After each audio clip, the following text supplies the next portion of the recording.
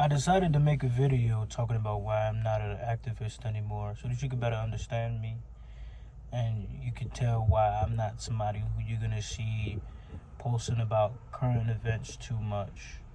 Since a very young age, let's say second grade, when Obama first got into office, I've always kind of been somebody that was trying to better understand the world, understand people, because I think we all kind of know the basic be nice to each other, be considerate, be sharing.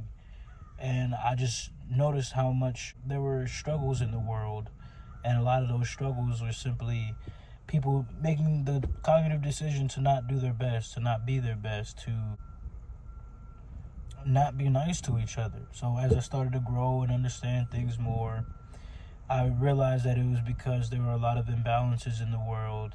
And of course, simply, right, my idea was, okay, well then how do we find a way to balance it?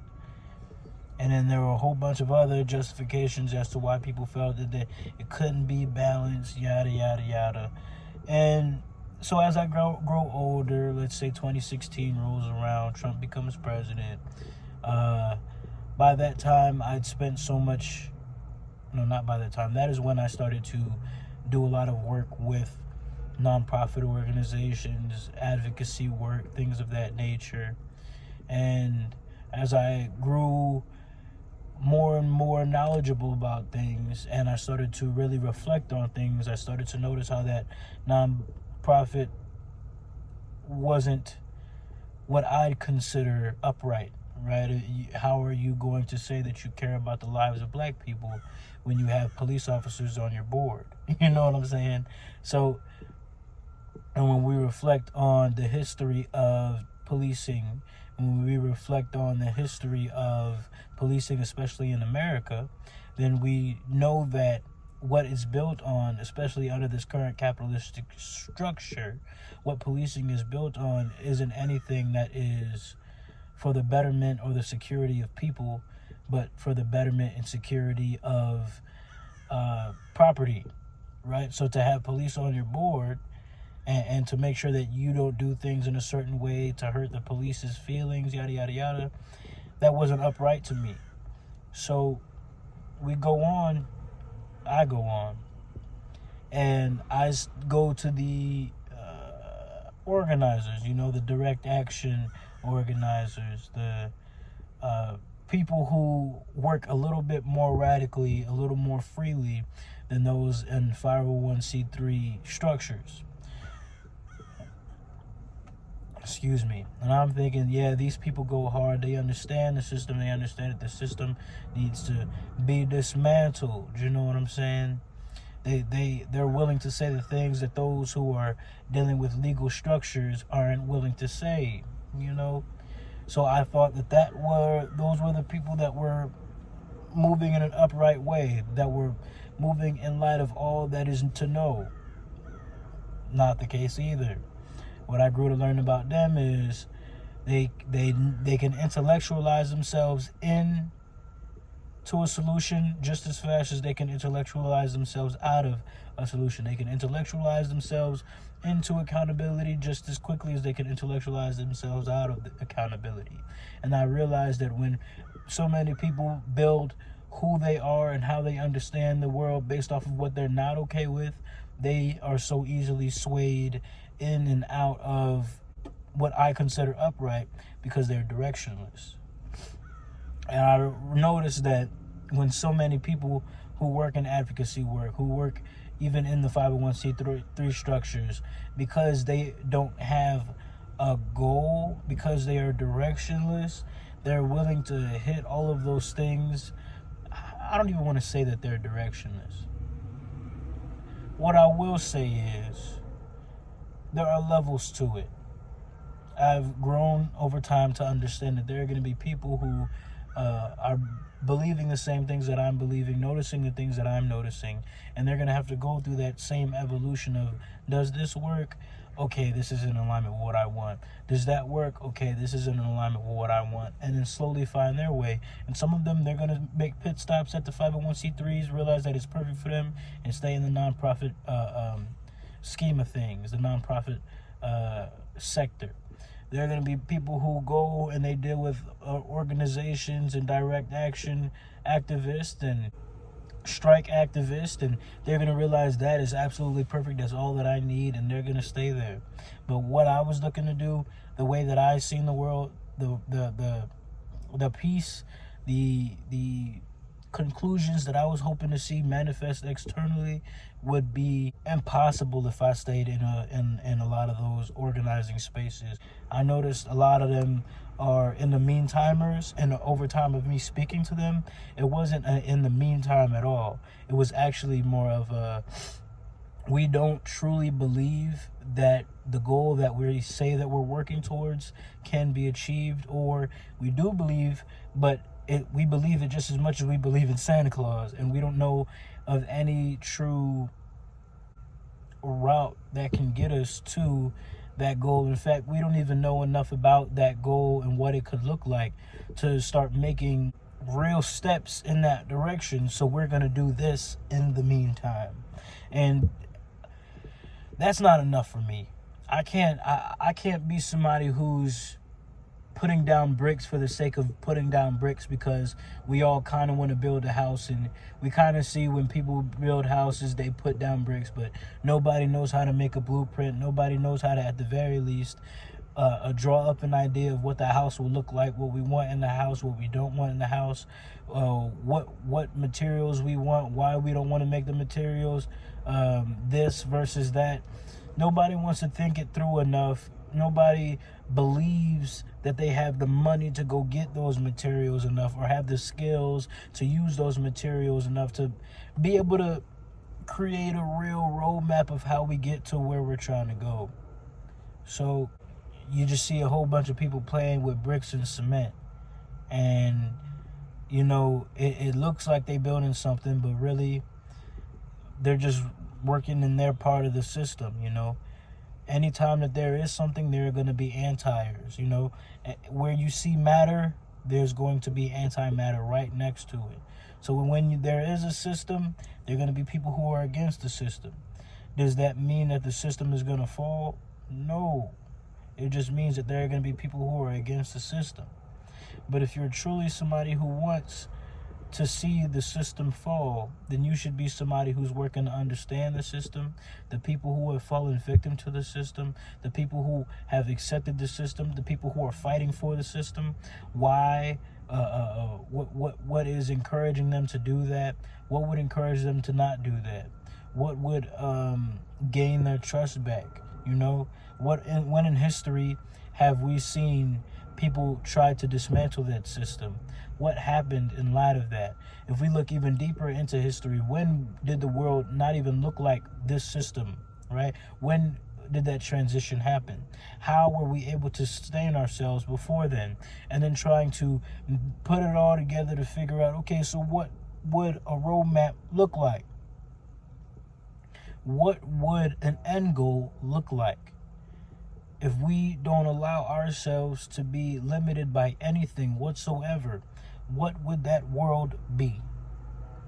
If we could if we could reflect on all that exists, all that is possible now, and what we believe every human deserves, what does that look like? What is the goal to living?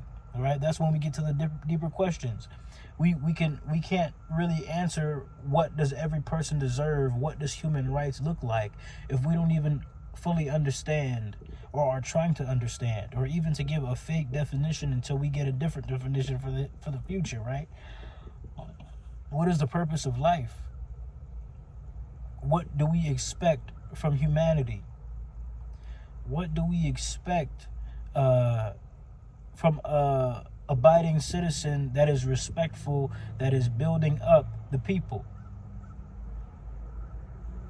I love to see the beautiful birds out here. But what type of society are we trying to build? How do we want citizens to interact with each other, with the world, right, with the earth? How do we want them to interact with themselves?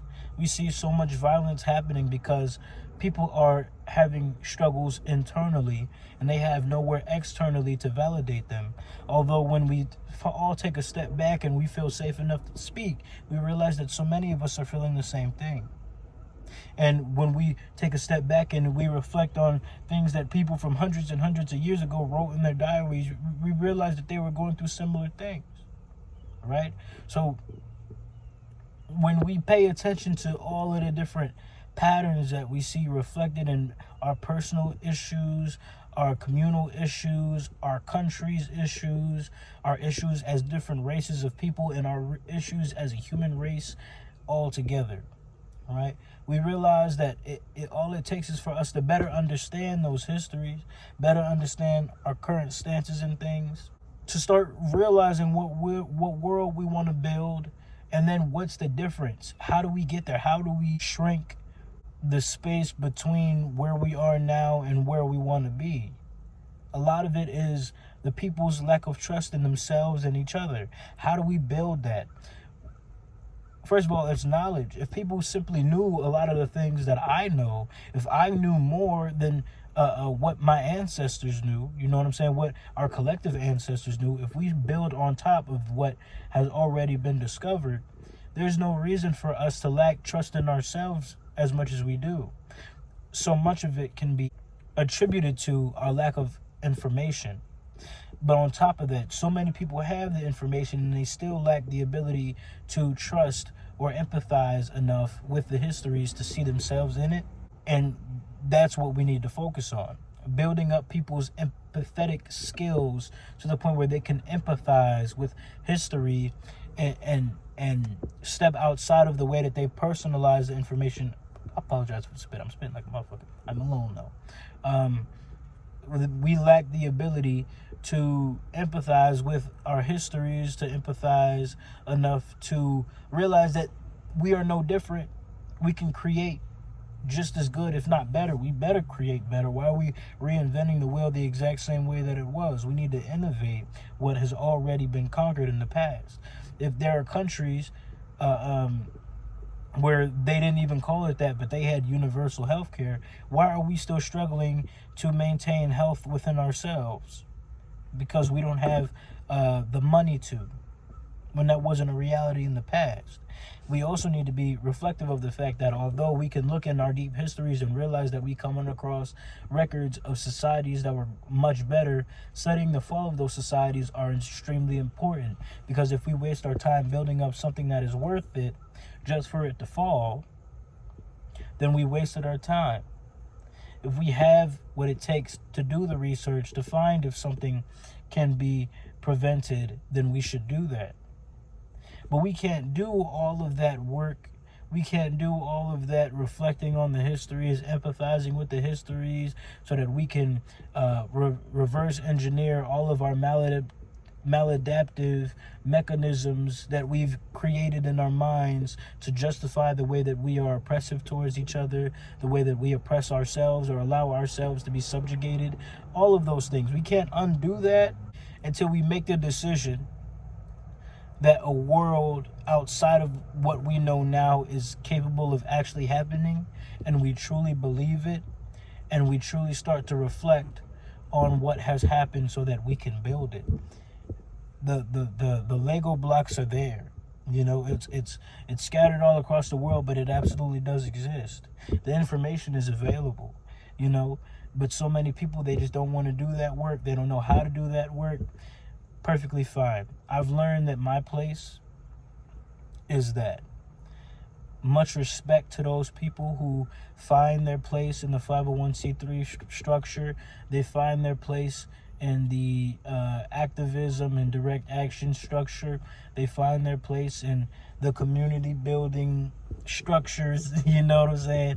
Much love to them. They have their places. They are doing what they're supposed to do. I'm not at all saying that they're wrong for making those decisions. What I am saying, though, is what I've learned in my place is to find my love for teaching and my love for storytelling and placing it in the proper places so that people can slowly start to expose themselves to the information necessary for them to be able to really connect to the ideas that there is more to life than what we are allowing ourselves to be subjugated to. There is more to humanity than what we are forcing ourselves to only see. There is so much more greatness that we could possibly experience in our current lifetime if we allow ourselves to really hold ourselves to the standards, at least, of what we have exhibited in the past. We're supposed to be way better by now, and we will be. But because of what we know currently, we're only allowing ourselves to see what is now. So my place, what I've reserved my place to be, is an educator, a storyteller, and somebody who's gonna guide you through ideas. I don't want to control your thoughts. I'm not here to control how you see the world. But what I will do is ask you those questions, hopefully, that force you to ask more questions and allow for you to see yourself and the world around you differently. Maybe that will lead you to doing community organizing. It will lead you to opening up some 501c3s. But I'd like to help people use their mind in a more critical way and hold themselves accountable to new standards, to hold themselves responsible for the world that they're building, so that they can love themselves a little more, and it could be a reflection of what they create, But I'll leave that there. I really appreciate you for listening. Hope you have a good day.